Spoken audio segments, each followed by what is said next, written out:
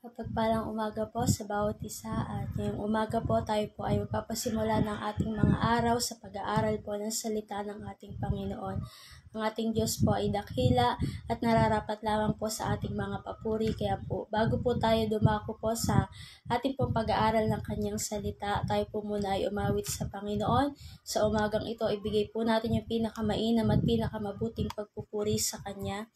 Ang sabi po doon sa ating pong aawitin, aking Diyos na mahabagin, kinalimutan ang aking nakaraan, hindi man karapat-dapat pagtiwalaan, salamat at ginamit sa kanyang kaharian. At ibigay nga po natin yung pinakamabuti nating pag-awit para po sa ating Panginoon sa umagang ito. Hallelujah, Jesus. Pasimulan po nating papurihan at itaas ang pangalan ng ating Panginoon. Hallelujah, Jesus. Pinapupurihan ka namin, sinasamba at tinadakila. Panginoon, tunay po na kayo po ang patuloy na nagbibigay sa amin ng ligaya sa aming mga buhay, aming Diyos. Tanggapin niyo po ang aming pong pagpupuri, ang aming pagsamba. Hallelujah, Jesus. Aming Diyos na mahabagin,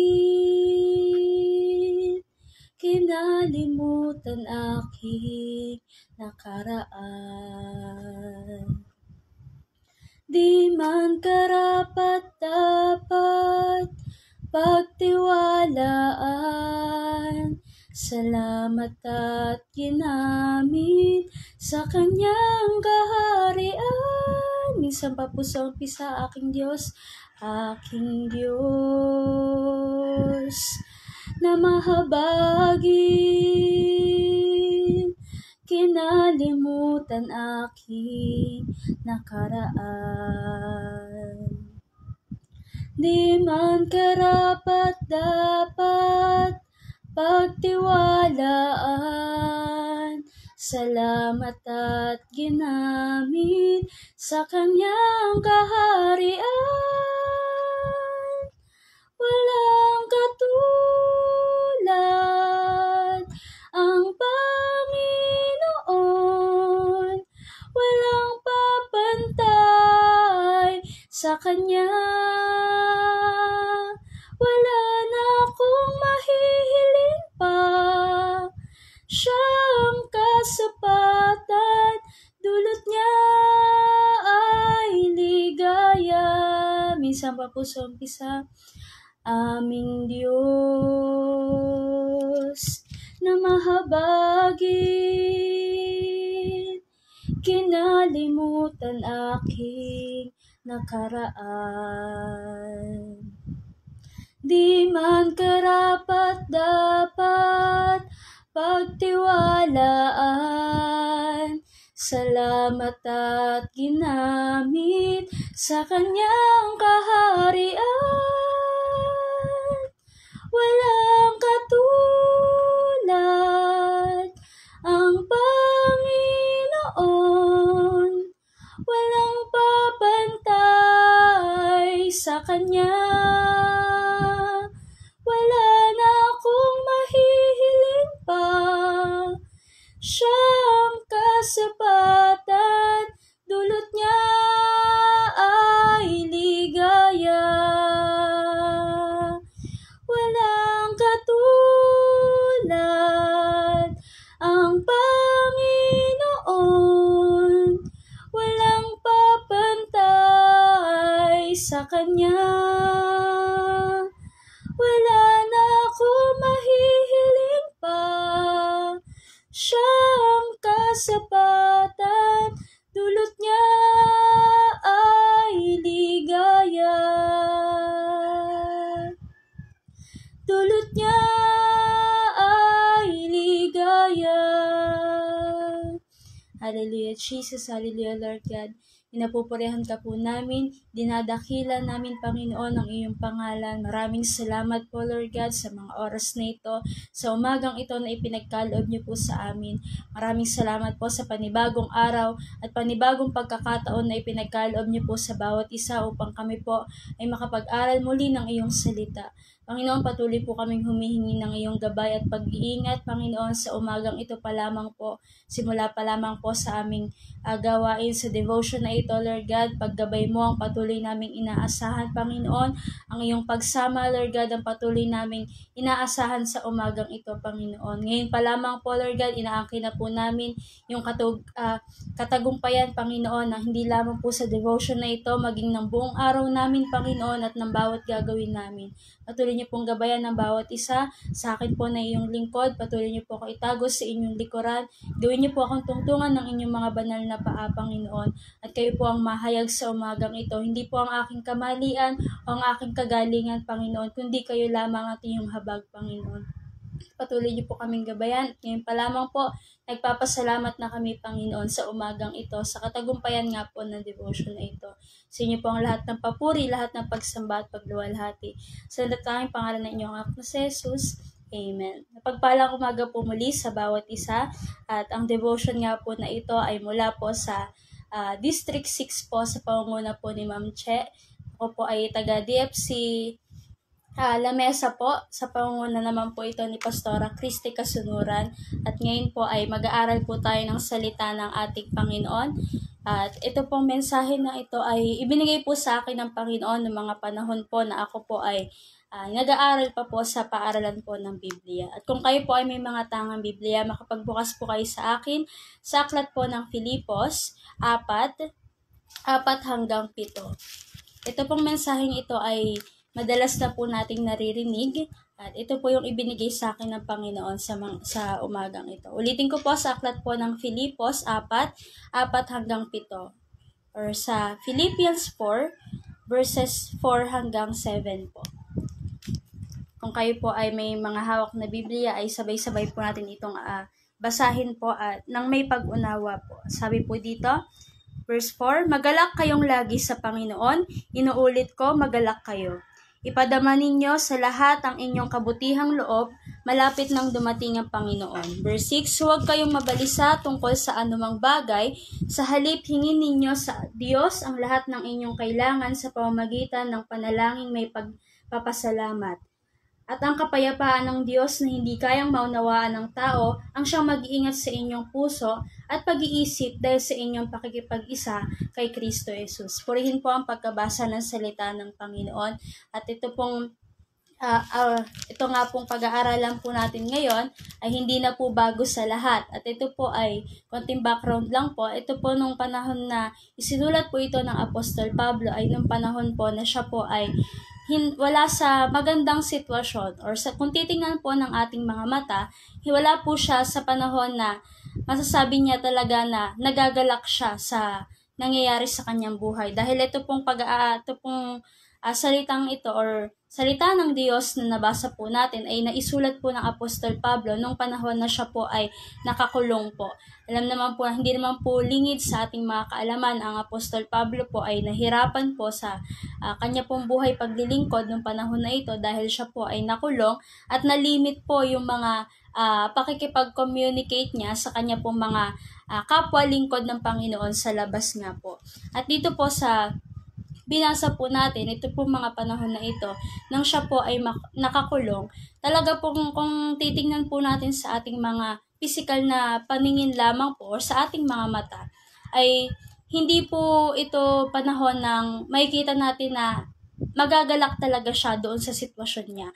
Kumbaga sabihin po natin na ito pong sitwasyon na to ay hindi po natin kaya kung tayo lamang po, dahil kung personally na lang po, kung ako lamang po kung ako po ay makaranas po ng ganito, nang bigla na lang po nakulong dahil lamang po sa nagbalita ako ng salita ng Panginoon, ay wala po ako sa sitwasyon or hindi ko po mararamdaman yung tunay na ligaya po. Dahil puro nga po ang makikita ko ay puro negativity na nakita ko na nagbahagi lang naman ako ng salita ng Panginoon. Ngunit bakit ako nakulong? Bakit ko nararanasan yung ganito? Ngunit ang Apostol Pablo po, hindi niya po naranasan yung kalungkutan or yung hindi niya po tiningnan yung negative na nangyari sa buhay niya para tumigil siya sa paglilingkod sa ating Panginoon. At naisulat niya pa nga po itong binasa natin na ang sabi po ay magalak kayong lagi. At hindi niya lamang po isang beses yung sinabi, dalawang beses niya pa po sinabi na sabi niya po doon magalak kayong lagi, inuulit ko magalak kayo. At sa ating pong mga buhay, marami pong sitwasyon sa atin na hindi po natin magawang magalak dahil nga po tayo ay mga tao lamang po at nakakaramdam po tayo ng mga negative na emotions po dahil tayo po ay nakakaramdam ng mga hirap dito sa mundo, mga problema. Napakarami pong problema sa mundo bilang tayo po ay mga tao at nakakaranas pa rin po tayo ng ganyan. Ngunit katulad po ng sinabi ng Apostol Pablo, magalak daw po tayong lagi. Kahit po mahirap yung sitwasyon, kahit na parang ang bigat-bigat na nung nararamdaman natin, ang sabi ng Apostol Pablo, magalak kayong lagi. Dahil yun din po ang sinabi ng Panginoon sa kanya nung panahon po na siya po ay nahihirapan. Ngunit paano nga po ba tayo makakatanggap or paano po ba natin maikikip sa ating mga buhay yung kagalakan sa mga panahon po na hindi talaga kagalak-galak yung nangyayari sa atin?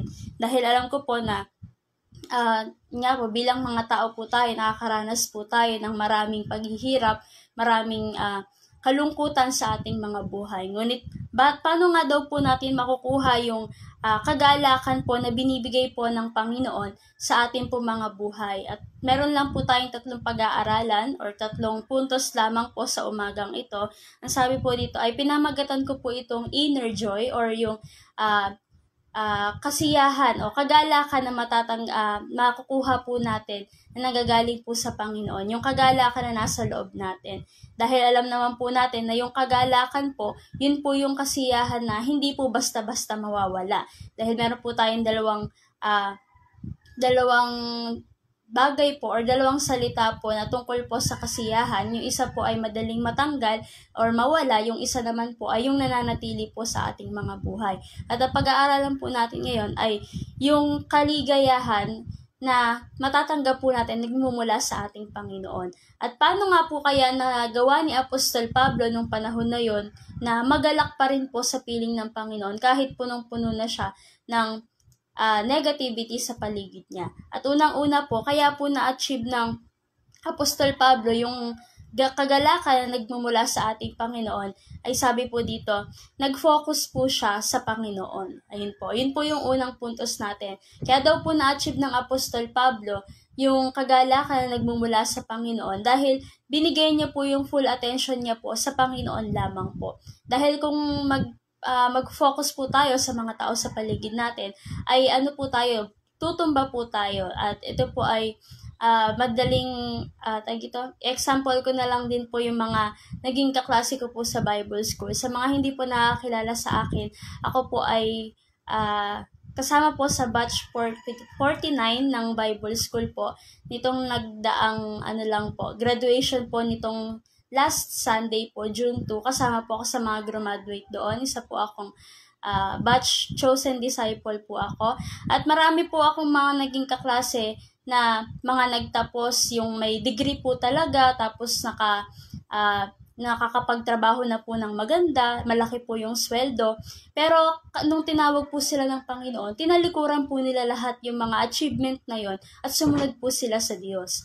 At nung panahon po na ginawa po nila yon, marami pong tao na nag-disagree doon sa mga plano nila. Kumbaga, doon po maraming nagsabi na, bakit naman nag-aral ka pa dyan? Sayang naman yung pinag-aralan mo dito sa 4 na taon sa kolehiyo. Or sayang naman yung sinesweldo mo sa trabaho mo kung mag-aaral ka lang dyan, titigil ka sa trabaho, tapos mag-aaral ka sa Bible School.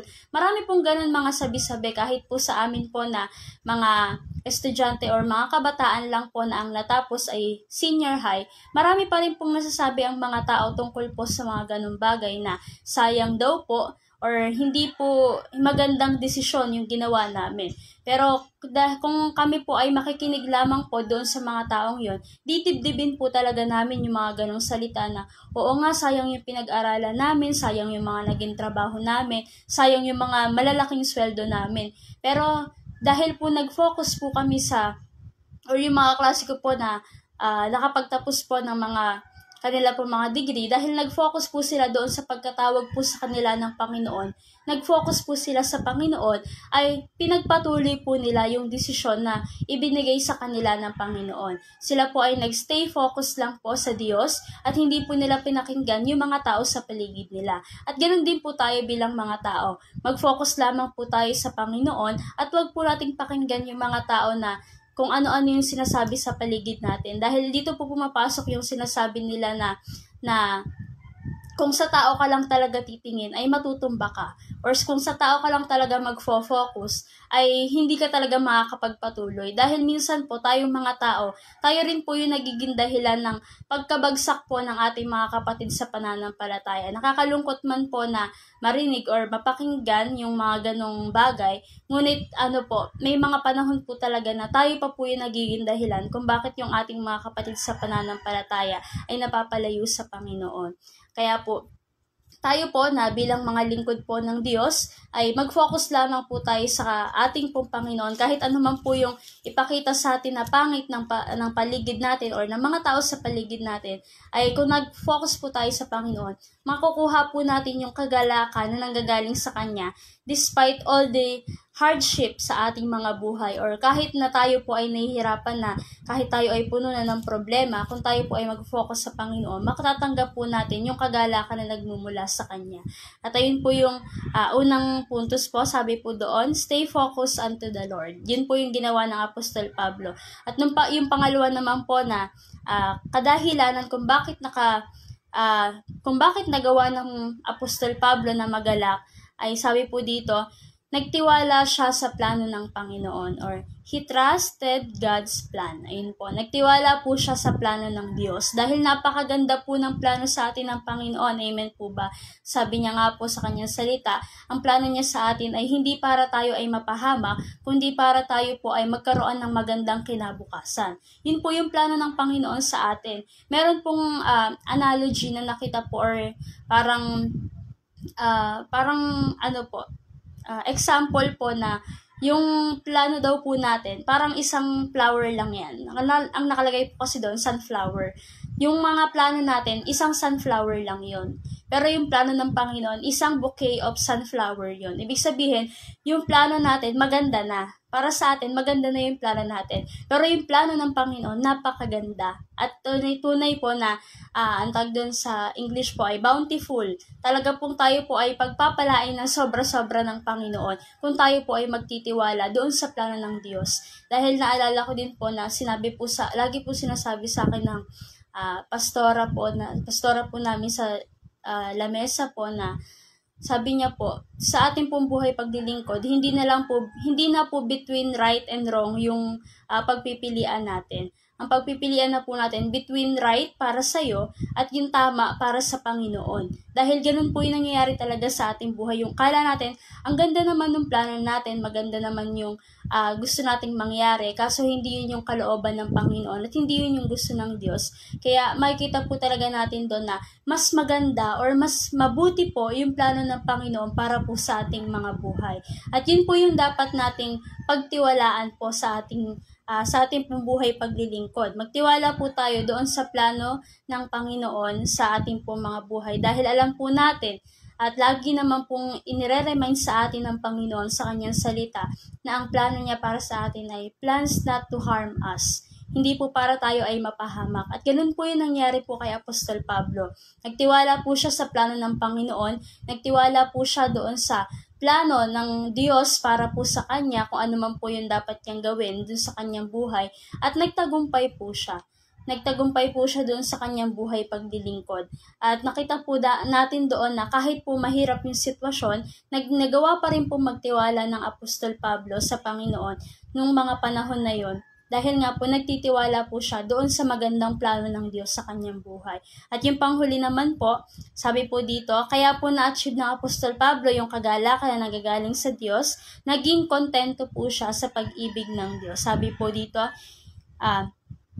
nga po dito sa be contented with God's love. Ayan po, maging kontento daw po tayo sa pag-ibig ng Diyos. Naalala ko rin po yung sinabi po sa amin ng sabi po sa amin ng aming pong guro sa Bible School po na si Ma'am Sylvia po, sabi niya po, hindi daw po makokontento ang isang tao sa pag-ibig ng kapwa niya tao kung hindi siya kontento sa pag-ibig ng Diyos. Dahil yun po yung parang ginawa niya pong advice sa amin po ng mga kabataan na nananalangin pa rin po ng kalooban ng Diyos. Sabi niya po, hindi kami magiging kontento sa pag-ibig ng tao kung hindi kami kontento sa pag-ibig ng Diyos sa ating mga buhay. At totoo po ito, dahil kung magiging kontento nga po tayo sa pag-ibig ng Diyos, kayang-kaya po nating gawin lahat. Kasi ito pong mga naging puntos po natin ay parang connected po siya sa isa't isa.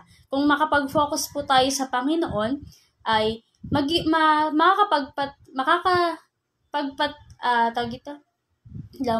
kung makakapag-focus po tayo sa Panginoon, magagawa po nating magtiwala doon sa maganda niyang plano. At kung nagtitiwala po tayo doon sa maganda niyang plano, ibig sabihin po nun, kontento na po tayo sa pag-ibig ng Panginoon. At kung kontento po tayo sa pag-ibig ng Diyos, alam po natin na lahat ng bagay ay kaya po nating gawin kung kasama po natin ang ating Panginoon. Basta po maging kontento lamang po tayo doon sa pag-ibig ng Diyos, kahit na ang hirap-hirap ng sitwasyon, ang hirap, parang hindi natin kaya na matanggal yung sarili natin doon sa mga paghihirap na ibinibigay ng mundo. Kung kontento tayo sa pag-ibig ng Panginoon, ay kakayanin po natin lahat-lahat. Hindi ko po alam kung anong sitwasyon ng mga buhay natin, ng bawat isa sa mga panahon na ito. Ngunit isa lamang po ang tiyak ko para po sa bawat isa. Kasama po natin ang Diyos. At makontento po tayo sa pag-ibig ng Panginoon. Magtiwala po tayo sa Panginoon. At syempre po, mag-focus lamang po tayo sa ating Panginoon po. Dahil kung lahat po yun ay magagawa po natin, kahit isa nga lang po dito sa tatlong ito yung magagawa po natin, ay kayang-kaya na po talaga natin na makuha yung kagalakan na nagmumula sa Panginoon. Alam ko po na marami pong sitwasyon sa buhay natin na hindi po talaga natin masabi na nagagalak tayo sa Panginoon. Ngunit sabi nga po ng Apostol Pablo, magalak kayong lagi. Inuulit ko, magalak kayo. Ito po ay sinulat ng Apostol Pablo nung panahon na siya po ay nagdudusa sa bilangguan or nandoon sa sitwasyon na hindi maganda. Hindi niya po sinulat ang salitang ito or itong salita ng Panginoon nung panahon na siya po ay malaya or maganda yung sitwasyon niya, maganda yung nangyayari sa kanya. Hindi niya isinulat ito nung panahon na siya po ay punong-puno ng kalayaan nga po sa labas. Ngunit sinulat niya po ito nung panahon po na siya po ay nakakulong at nakita po natin kung tayo lamang po talaga ang titingin, makikita po natin na hindi po maganda yung sitwasyon ng Apostol Pablo. Ngunit, bakit niya po kaya naisulat to? Dahil nga po yun sa mga pinag-usapan po natin kanina na nag-focus siya sa Panginoon, nagkaroon siya ng pananampalataya doon sa plano ng Panginoon at naging kontento siya sa pag-ibig ng Diyos sa kanyang buhay. At kung tayo po ay makakasunod sa kahit isa lamang po doon, ay makukuha po talaga natin yung kagalakan na nagmumula sa Panginoon. Kaya po, alam ko po magiging mahirap dahil lagi naman po sinasabi sa atin na ang paglilingkod daw po sa Panginoon ay hindi magiging madali. At tunay po ito dahil alam ko po na nararanasan po yan ng bawat isa. Kung tayo po ay mas malapit sa Panginoon, mas dadagsain po tayo ng problema. Dahil doon po mas dinidikdik po tayo ng kalaban para po makita niya na kung tayo po ay kaya ba nating manatili dun sa presensya ng Panginoon kahit na naghihirap tayo. Kaya po kung mas malapit nga po tayo sa Panginoon ay mas mahihirapan tayo. Kaya po lagi sinasabi, hindi madaling maglingkod sa Panginoon, hindi magiging madali yung buhay paglilingkod natin sa Panginoon, pero ito yung tama. Kaya po yun po yung patuloy nating ilagay sa ating mga puso't isipan na hindi madali pero tama. Laging tama po ang maglingkod sa Panginoon. Kaya po, ulitin ko lang po yung mga puntos po natin dito po sa Pilipos 4:7. Sabi po, kung paano natin ma-achieve yung kagalakan na nagmumula sa Panginoon na katulad ng ginawa ng Apostol Pablo. Unang-una po, focus unto the Lord. Yung pangalawa po, trust God's plan. At yung pangatlo po, be contented with God's love. At kung makukuha nga po natin yun at magagawa po natin yung tatlong yon or kahit isa lang po talaga doon, ay makakapanagumpay po tayo at makukuha po natin yung kagalakan na nagbumula po sa Panginoon. At maraming salamat po sa Panginoon sa umagang ito na patuloy niya po na ginabayan ng bawat isa. At maraming salamat po sa Panginoon sa pagbibigay niya po sa atin ng panibagong umaga. At bago po, naalala ko lang din po na lagi pong pinapaalala sa akin ng Panginoon na ang pinakaunang blessing na natatanggap natin sa umaga ay yung pagdilat pa lamang po ng ating mga mata. Dahil yung pagtulog po natin, pwede po natin yan i-schedule. Pwede po nating sabihin na gusto ko magpuyat sa gabing ito, gusto ko gantong oras ako matutulog. Pwedeng tayo po yung magdidesisyon kung anong oras tayo matutulog or at anong oras tayo mahihiga. Pero yung paggising po natin, hindi na po natin desisyon yun. Desisyon na po yun ng ating Panginoon. Kahit na gaano pa kalakas yung magiging alarm natin, kahit pa gaano kalakas yung magiging gising sa atin ng ating mga kapatid or ng ating po mga magulang, kung hindi na po kalooban ng Panginoon na magising tayo sa umaga, ay hindi na po tayo magigising. Kaya po sa umagang ito, alam ko po na kasama po ng kagalakan na nararamdaman natin sa Panginoon ay yung pagpapasalamat nga po sa Kanya po mga biyaya at habag at pag-ibig po na nararanasan natin sa bawat buhay po natin. Kaya po ngayon po sa ating pong pagtatapos, manalangin po tayo sa Panginoon. At sa akin pong paglilid po ng prayer po ay hayaan niyo po na makapanalangin din po kayo sa ating Panginoon. Hayaan po natin na sabay-sabay po tayo manalangin sa ating Panginoon. Magpasalamat po tayo sa panibagong umaga na pinagkaloob niya po sa bawat isa. Hindi po lahat ng tao ay nakatanggap ng unang regalo ng Panginoon sa umagang ito at yun po ay magising. Kaya po magpasalamat po tayo sa binigay po sa atin ng Panginoon na panibagong umaga at magpasalamat din po tayo dahil nabigyan po tayo ng panibagong pagkakataon para mag-aral po ng kanyang salita. Tayo po ay manalangin. Hallelujah, Jesus, hallelujah, Lord God, pinapupurihan ka namin, sinasamba at inadakila. Panginoon, itinataas ka namin sa aming mga buhay. Ang iyong biyaya at habag na patuloy naming nararanasan, Panginoon, ay maraming salamat po. Panginoon, maraming salamat po sa umagang ito na pinagkaloob niyo po sa bawat isa. Patuloy niyo po kaming gabayan, hindi lamang po dito po sa nagdaan na pag-aaral ng salita ng Panginoon, kundi sa buong araw po ng amin pong gagawin. Sa bawat papagawa niyo sa amin, Panginoon, gabayan niyo po kami at hayaan mo, Panginoon, na magawa po namin ito na may kagalakan na nanggagaling sa inyo. Panginoon, maraming salamat po sa buhay ng aking mga kapatid sa pananampalataya na patuloy na nagtatapat sa inyong gawain. Maraming salamat po sa kanilang mga buhay na handa pong makinig ng iyong salita, handa pong makakuha ng mensahe mo sa bawat umaga, Lord God. Patuloy ko po silang pinagpapala sa inyong dakilang pangalan. Patuloy niyo po silang gabayan, patuloy niyo pong lukuban ng inyong banal na dugo ang bawat kapatid ko sa pananampalataya na nakiisa po sa akin sa live devotion na ito, Lord God. Hindi ko man po sila kilala personally, Panginoon. Hindi ko man po alam kung ano po yung pinagdadaanan nila sa umagang ito or sa kanilang mga buhay. Ngunit isa po ang tiyak, Panginoon. Sinasamahan niyo po sila at patuloy niyo po silang sasamahan. Panginoon, nagpapasalamat po kami sa mensahe na natanggap namin sa umagang ito. Batid po namin na iisa lang po yung pinag-usapan namin, Lord God. Ngunit magkakaiba po kami ng mensahe na natanggap, Lord God. At patuloy po ka nananalangin, Panginoon, ng ang lahat ng aking kapatid sa pananampalataya na nakiisa sa devotion na ito ay nakatanggap po ng iyong mensahe, Lord God. Patuloy po kami nagpapasalamat dahil ngayon pa lamang po ay naangkin na po namin yung katagumpayan po sa aming buhay paglilingkod. Alam po namin na hindi po magiging madali, Panginoon, yung aming pong paglilingkod dito sa lupa para sa inyo, Lord God. Ngunit ito po ay laging tama at alam po namin na patuloy niyo po kaming sinasamahan sa bawat gagawin namin, Lord God. Nagpapasalamat po kami, Panginoon, sa iyong biyaya at habag na patuloy na nararanasan ng bawat isa.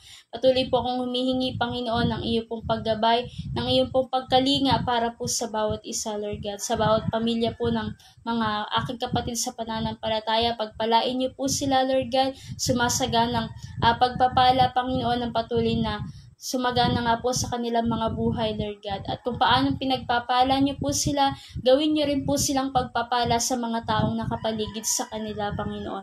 Bilang mga lingkod mo, Lord God, patuloy niyo po kaming tulungan, Panginoon, na maging pagpapala po sa mga taong nakapaligid sa amin. Papasalamat po kami, Panginoon, sa bawat umaga nga po at sa bawat mensahe na natanggap namin, Lord God. Patuloy din po namin itinataas sa inyo at patuloy na hinihingi ng paggabay ang aming pong tagapanguna na si Pastor Joseph Glenn Mazaredo, Panginoon, at sa aming pong bawat district supervisor, Lord God, sa bawat kapastoran ng aming mga ng buong Door of Faith, Panginoon, at sa bawat churches din po na hindi man po Door of Faith, ngunit isa ang Diyos na itinataas. Patuloy po kami nagpapasama sa inyo, Lord God. Lukuban niyo po ng inyong banal na dugo ang bawat tao, Panginoon, ang bawat kapastoran, ang bawat manggagawa mo, Panginoon, at pagpapala na nanggagaling sa inyo ang patuloy na sumagana sa kanila, Lord God.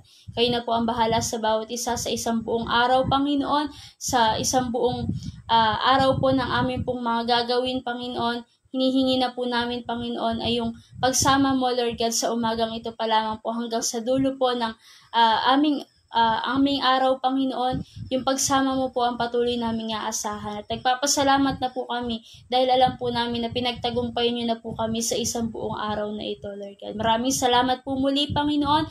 Patuloy ko pong itinataas sa inyo ang bawat kapatid ko sa pananampalataya. Pagpapala na nagagaling sa inyo ang patuloy na sumagana sa kanilang mga buhay, Lord God. Maraming salamat po. Sa inyo po namin patuloy na itinataas ang lahat ng papuri, lahat ng pagsamba at pagluwalhati. Sa natatanging pangalan ng inyong anak na si Jesus. Amen. Pagpalang umaga po muli sa bawat isa at maraming salamat po sa mensahe ng Panginoon na alam ko po, nananampalataya po ako na natanggap na po ng bawat isa. Lamang po, God bless po muli.